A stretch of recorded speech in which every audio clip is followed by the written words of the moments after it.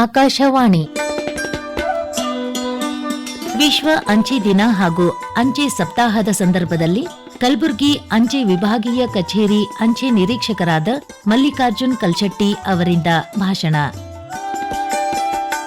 October 9ರಂದು ವಿಶ್ವ ಅಂಚೆ ದಿನವೆಂದು ಯೂನಿವರ್ಸಲ್ ಪೋಸ್ಟಲ್ ಯೂನಿಯನ್ ಅಂದರೆ ಯುಪಿಯು 1874ರಲ್ಲಿ ಸ್ವಿಟ್ಜರ್ಲೆಂಡಿನ ಬರ್ನ್ ನಗರದಲ್ಲಿ ಸ್ಥಾಪನೆಯಾದ ಪ್ರಯುಕ್ತ ವಿಶ್ವದ 192 ರಾಷ್ಟ್ರಗಳಲ್ಲಿ ಭಾರತವನ್ನು ಸೇರಿದಂತೆ ವಿಶ್ವ ಅಂಚೆ ದಿನವನ್ನು ಆಚರಿಸಲಾಗುತ್ತಿದೆ.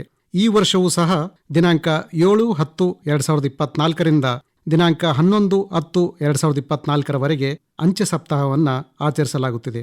ಈ ಅಂಚೆ ಸಪ್ತಾಹ ಪೋಸ್ಟಲ್ ವೀಕ್ನ ಉದ್ದೇಶ ಜನಸಾಮಾನ್ಯರಲ್ಲಿ ಅವರ ದಿನನಿತ್ಯದ ಜೀವನದಲ್ಲಿ ಹಾಗೂ ವ್ಯವಹಾರದಲ್ಲಿ ಅಂಚೆ ಸೇವೆಗಳ ಪಾತ್ರದ ಬಗ್ಗೆ ಜಾಗೃತಿ ಹಾಗೂ ತನ್ಮೂಲಕ ದೇಶದ ಸಾಮಾಜಿಕ ಮತ್ತು ಆರ್ಥಿಕ ಅಭಿವೃದ್ಧಿಯ ಮೇಲಾಗುವ ಕೊಡುಗೆಗಳ ಬಗ್ಗೆ ಜಾಗೃತಿಯನ್ನು ಮೂಡಿಸುವುದಾಗಿದೆ. ಈ ವರ್ಷದ ವಿಶ್ವ ಅಂಚೆ ದಿವಸದ theme 150 years of enabling communication and empowering peoples across the nations ಎಂಬುದಾಗಿದೆ. ಭಾರತೀಯ ಅಂಚೆಯು 31-3-2023ರ ದತ್ತಾಂಶದ ಪ್ರಕಾರ ದೇಶದಲ್ಲಿ 1,64,972 ಅಂಚೆ ಕಚೇರಿಗಳು ಹಾಗೂ 1,77,412 ಇಲಾಖೆಯ ನೌಕರರು ಹಾಗೂ 2,39,702 ಗ್ರಾಮೀಣ ಅಂಚೆ ಸಿಬ್ಬಂದಿಯ ಜಾಲದೊಂದಿಗೆ ಇಡೀ ವಿಶ್ವದಲ್ಲೇ ಅತಿದೊಡ್ಡ ಅಂಚೆ ಜಾಲ ಹೊಂದಿರುವ ದೇಶವಾಗಿದೆ. ಅಂಚೆ ಇಲಾಖೆಯು ಕೇಂದ್ರ ಸರ್ಕಾರದ ಸಂವಹನ ಸಚಿವಾಲಯದಡಿ ಕಾರ್ಯನಿರ್ವಹಿಸುತ್ತಿದೆ. ಭಾರತದಲ್ಲಿ ಅಂಚೆಯು ಬ್ರಿಟಿಷ್ ಕಾಲದಲ್ಲಿ ಮೊದಲಿಗೆ 1727ರಲ್ಲಿ ಕೋಲ್ಕತ್ತಾದಲ್ಲಿ ಸ್ಥಾಪನೆಯಾಗುವುದರೊಂದಿಗೆ ಪ್ರಾರಂಭವಾಗುತ್ತದೆ. ತದನಂತರ 1837ರ ಪೋಸ್ಟ್ ಆಫೀಸ್ ಆಕ್ಟ್, 1854ರ ಪೋಸ್ಟ್ ಆಫೀಸ್ ಆಕ್ಟ್ ಮೂಲಕ ಅಂಚೆ ಸೇವೆಯಲ್ಲಿ ಹಾಗೂ ವ್ಯವಸ್ಥೆಯಲ್ಲಿ ವಿವಿಧ ರೂಪರೇಷೆಗಳೊಂದಿಗೆ ಬದಲಾವಣೆಗಳನ್ನು ನಿಯಮಗಳನ್ನು ತರಲಾಗುತ್ತೆ.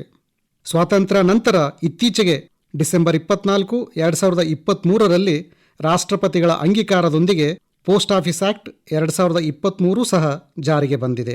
ಗ್ರಾಹಕರ ಪ್ರಥಮ ಆದ್ಯತೆಯನ್ನೇ ಅಂದರೆ ಕಸ್ಟಮರ್ಸ್ ಫಸ್ಟ್ ಚಾಯ್ಸ್ ಪ್ರಮುಖವಾಗಿ ಪರಿಗಣಿಸಿ ವಿವಿಧ ಉತ್ಪನ್ನಗಳನ್ನು ಸೇವೆಗಳನ್ನು ಕೊಡಮಾಡುವುದೇ ಇಲಾಖೆಯ ವಿಷನ್ ಆಗಿರುತ್ತದೆ.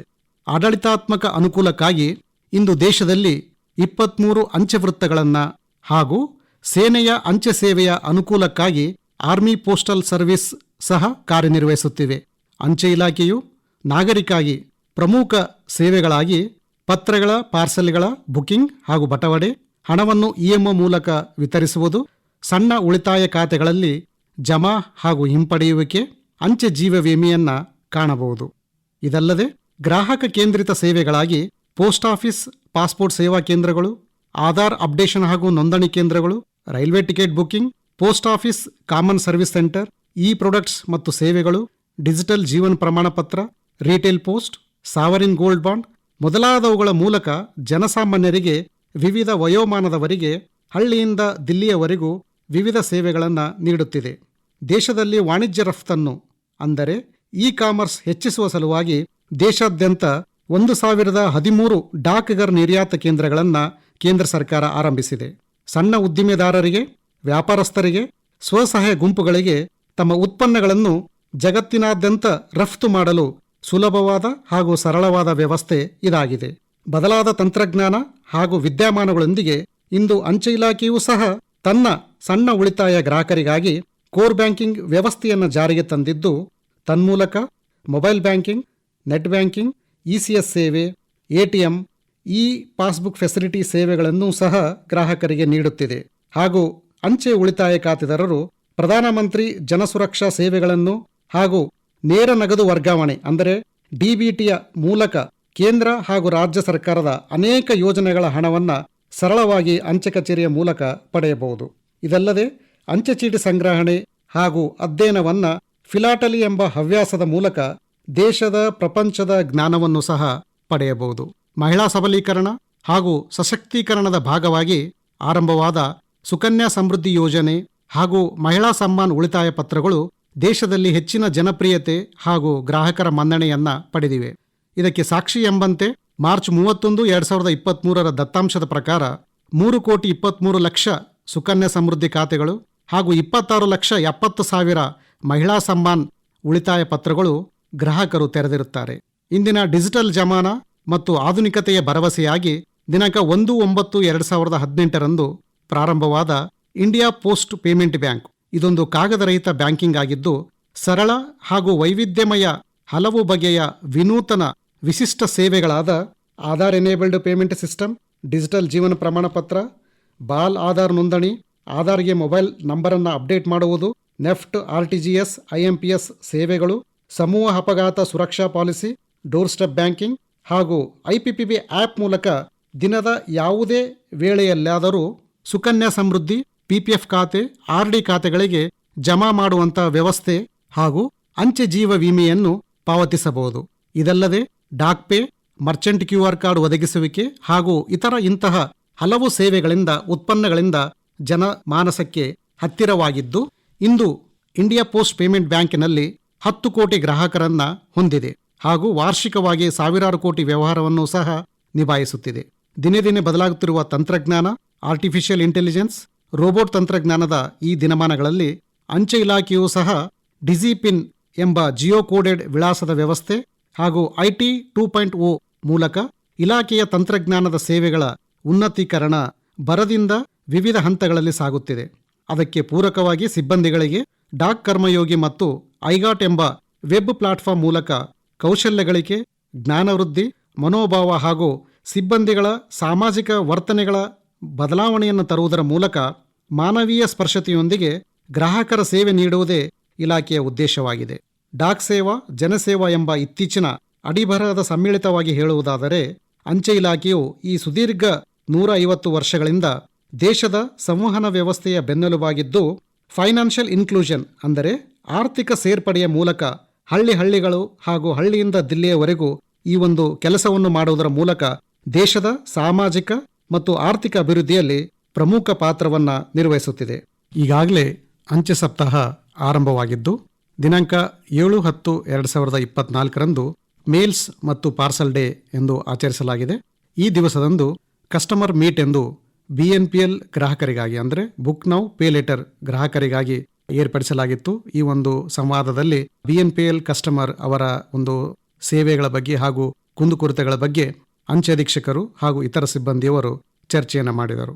ಇದಾದ ಮೇಲೆ ಅದೇ ದಿವಸ DNK ಅವೇರ್ನೆಸ್ ಪ್ರೋಗ್ರಾಂ ಅಂದರೆ ಸಣ್ಣ ಉದ್ದಿಮೆದಾರರಿಗೆ ಹಾಗೂ ಸ್ವಸಹಾಯ ಗುಂಪುಗಳವರಿಗೆ ಈ ಡಾಕ್ ನಿರ್ಯಾತ ಕೇಂದ್ರದ ಒಂದು ಜಾಗೃತಿಯನ್ನು ಕೂಡ 7ನೇ ತಾರೀಕು ಏರ್ಪಡಿಸಲಾಗಿತ್ತು.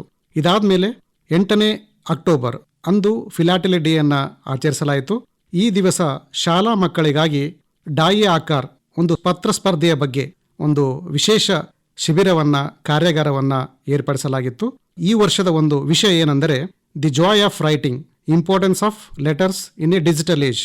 ಈ ಒಂದು ವಿಷಯದ ಮೇಲೆ ದೇಶದ ಎಲ್ಲ ನಾಗರಿಕರು ಹಾಗೂ ಶಾಲಾ ಮಕ್ಕಳು ಸಹ ಈ ಒಂದು ಸ್ಪರ್ಧೆಯಲ್ಲಿ ಭಾಗವಹಿಸಬಹುದು.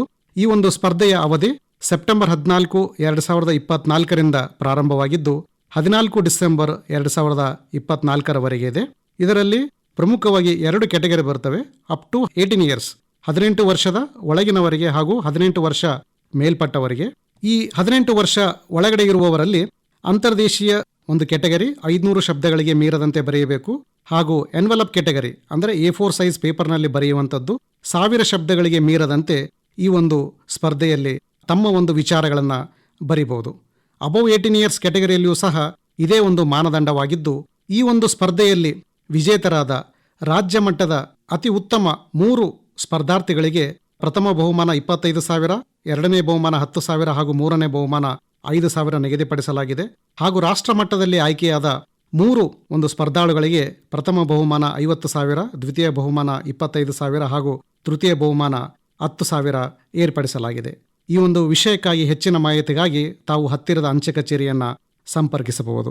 ಇದಲ್ಲದೆ ಇದೇ ದಿವಸ 8ನೇ ತಾರೀಕಿನಂದು ಈ ಒಂದು ಅಂಚೆ ಚೀಟಿ ಹವ್ಯಾಸದ ಬಗ್ಗೆ ಅಂದರೆ ಒಂದು ಕೊಮೊಮರೇಟಿವ್ ಸ್ಟಾಂಪ್ಸ್ ಅಥವಾ ಡೆಫಿನೇಟಿವ್ ಸ್ಟಾಂಪ್ಸ್ ಒಂದು ಕಲೆಕ್ಷನ್ ಮಾಡ್ತಕ್ಕಂಥ ಈ ಒಂದು ಹವ್ಯಾಸದ ಬಗ್ಗೆ ಶಾಲಾ ಮಕ್ಕಳಿಗೆ ಇಂದು ಕ್ವಿಜ್ ಮತ್ತು ಸೆಮಿನಾರ್ ಅನ್ನ ಮಕ್ಕಳಿಗಾಗಿ ಏರ್ಪಡಿಸಲಾಗಿತ್ತು. ಮುಂದುವರೆದು 9 ಅಕ್ಟೋಬರ್ 2024 ವಿಶ್ವ ಅಂಚೆ ದಿನವನ್ನ ಸಂಭ್ರಮದಿಂದ ಆಚರಿಸಲಾಯಿತು. ಈ ಒಂದು ದಿವಸ ನಮ್ಮ ಒಂದು ಇಲಾಖೆಯ ವತಿಯಿಂದ ಫಿಟ್ ಪೋಸ್ಟ್ ಫಿಟ್ ಇಂಡಿಯಾ ಎಂಬ ಈ ಒಂದು ಸಂದೇಶವನ್ನು ಸಾರಲು ಪೋಸ್ಟೋಥಾನ್ ವಾಕ್ ರಿಲೇ ಇದನ್ನು ಒಂದು ಕಲಬುರಗಿ ನಗರದಲ್ಲಿರ್ತಕ್ಕಂಥ ಎಲ್ಲ ಅಂಚೆ ಸಿಬ್ಬಂದಿಗಳ ಹಾಗೂ ಸಾರ್ವಜನಿಕರ ಸಹಯೋಗದೊಂದಿಗೆ ಈ ಒಂದು ವಾಕ್ ರಿಲೇಯನ್ನು ಫಿಟ್ ಪೋಸ್ಟ್ ಫಿಟ್ ಇಂಡಿಯಾ ಎಂಬ ಒಂದು ಸಂದೇಶವನ್ನು ಸಾರಲು ಇದನ್ನು ಹಮ್ಮಿಕೊಳ್ಳಲಾಗಿತ್ತು. ಇದರಲ್ಲಿ ಎಲ್ಲ ಸಿಬ್ಬಂದಿಗಳು ಹಾಗೂ ನಾಗರಿಕರು ಭಾಗವಹಿಸಿ ಯಶಸ್ವಿಯಾಗಿ ಈ ಒಂದು ದಿವಸವನ್ನು ಆಚರಿಸಲಾಯಿತು. 10 ಅಕ್ಟೋಬರ್ 2024ರಂದು ಅಂತ್ಯೋದಯ ದಿವಸ ಎಂದು ಆಚರಿಸಲಾಯಿತು. ಈ ಒಂದು ದಿವಸ ಹೆಸರೇ ಹೇಳುವಂತೆ ಸಮಾಜದಲ್ಲಿರ್ತಕ್ಕಂಥ ದೀನದಲಿತರು ದುರ್ಬಲರಿಗಾಗಿ ಕೆಲಸ ಮಾಡುವಂಥ ರಾಜ್ಯ ಸರ್ಕಾರದ ಈ ಒಂದು ಸಾಮಾಜಿಕ ಭದ್ರತೆ ಇರಬಹುದು ಹಾಗೂ ಹಿಂದುಳಿದವರ ಅಭಿವೃದ್ಧಿಯಾಗಿ ಶ್ರಮಿಸುವ ಇಲಾಖೆಯವರೊಂದಿಗೆ ಒಂದು ಸಂವಹನ ಚರ್ಚೆಯನ್ನ ಹಾಗೂ ಆ ಒಂದು ಇಲಾಖೆಯಲ್ಲಿ ನಮ್ಮ ಒಂದು ಇಲಾಖೆಯ ಸಹಾಯ ಸಹಕಾರ ಇತ್ಯಾದಿ ವಿಷಯಗಳ ಬಗ್ಗೆ ಮಾತುಕತೆಯನ್ನು ನಡೆಸಲಾಯಿತು.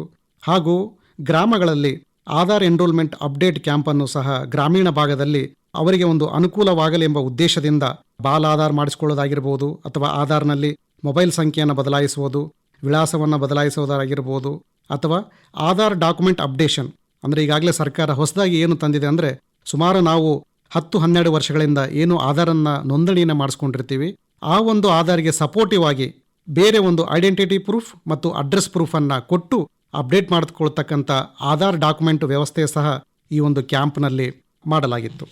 ಇನ್ನು ಉಳಿದಿರ್ತಕ್ಕಂಥದ್ದು ನಾಳೆ ಅಂದರೆ 11 ಅಕ್ಟೋಬರ್ ವಿತ್ತೀಯ ಸಾಕ್ಷರತಾ ದಿವಸ ಎಂದು ಆಚರಿಸ್ತಾ ಇದ್ದೀವಿ. ಈ ಒಂದು ದಿವಸ ಹೆಚ್ಚಾಗಿ ಈ ಒಂದು ಹೆಣ್ಣು ಮಕ್ಕಳ ಸಶಕ್ತೀಕರಣದೆಡೆಗೆ ಫೋಕಸ್ ಮಾಡುವಂತಾಗಿದೆ ಈ ಒಂದು ದಿವಸ. ಹಾಗಾಗಿ ಸುಕನ್ಯಾ ಸಮೃದ್ಧಿ, PPF, ಸ್ಕಾಲರ್ಶಿಪ್ ಖಾತೆಗಳನ್ನು ಹೆಣ್ಣು ಮಕ್ಕಳಿಗಾಗಿ ವಿಶೇಷವಾಗಿ ತೆರೀಲಿಕ್ಕೆ ಎಲ್ಲ ಅಂಚೆ ಇಲಾಖೆಗಳಿಗೆ ಹಾಗೂ ಸಿಬ್ಬಂದಿಗಳಿಗೆ ನಿರ್ದೇಶನವನ್ನು ನೀಡಲಾಗಿದೆ ಈಗಾಗಲೇ. ಹಾಗೂ ಅಂಚೆ ಜನಸಂಪರ್ಕ ಅಭಿಯಾನವನ್ನು ಸಹ ತಾಲೂಕಾ ಕೇಂದ್ರದಲ್ಲಿ ನಡೆಸಲಿಕ್ಕೆ ಅಂಚೆ ನಿರೀಕ್ಷಕರಿಗೂ ಸಹ ಮಾರ್ಗದರ್ಶನವನ್ನು ನೀಡಲಾಗಿದೆ. ಈ ಒಂದು ದಿವಸದಂದು ವಿತ್ತೀಯ ಸಾಕ್ಷರತೆಯ ಬಗ್ಗೆ ಹಾಗೂ ಈ ಒಂದು ಆರ್ಥಿಕ ಸಾಕ್ಷರತೆಯ ಬಗ್ಗೆ ಅರಿವನ್ನು ಮೂಡಿಸುವಂಥ ಕೆಲಸವನ್ನು ನಮ್ಮ ಸಿಬ್ಬಂದಿಗಳೆಲ್ಲರೂ ಒಂದು ಗ್ರಾಮದಲ್ಲಿ ಅಂಚೆ ಕಚೇರಿಗಳ ಮೂಲಕ ನಡೆಸಲಿಕ್ಕೆ ಹಾಗೂ ಸಂಬಂಧಪಟ್ಟಂಥ ಇಲಾಖೆ ಸಿಬ್ಬಂದಿಗಳಿಗೆ ಸೂಚನೆಯನ್ನ ಮಾರ್ಗದರ್ಶನವನ್ನ ಅಂಚೆ ಅಧೀಕ್ಷಕರು ನೀಡಿದ್ದಾರೆ. ಮತ್ತೊಮ್ಮೆ ಆಕಾಶವಾಣಿ ಕೇಳುಗರೆಲ್ಲರಿಗೂ ಅಂಚೆ ಸಪ್ತಾಹದ ಹಾರ್ದಿಕ ಶುಭಾಶಯಗಳು. ಇದುವರೆಗೆ ವಿಶ್ವ ಅಂಚೆ ದಿನ ಹಾಗೂ ಅಂಚೆ ಸಪ್ತಾಹದ ಸಂದರ್ಭದಲ್ಲಿ ಕಲಬುರಗಿ ಅಂಚೆ ವಿಭಾಗೀಯ ಕಚೇರಿ ಅಂಚೆ ನಿರೀಕ್ಷಕರಾದ ಮಲ್ಲಿಕಾರ್ಜುನ್ ಕಲ್ಚಟ್ಟಿ ಅವರಿಂದ ಭಾಷಣ ಕೇಳಿದಿರಿ. ಆಕಾಶವಾಣಿ ಕಲಬುರಗಿ ಕೇಂದ್ರದಲ್ಲಿ ಸಿದ್ಧಪಡಿಸಲಾದ ಈ ಕಾರ್ಯಕ್ರಮ ರಾಜ್ಯದ ಎಲ್ಲಾ ಬಾನುಲಿ ಕೇಂದ್ರಗಳಿಂದ ಏಕಕಾಲಕ್ಕೆ ಪ್ರಸಾರವಾಯಿತು.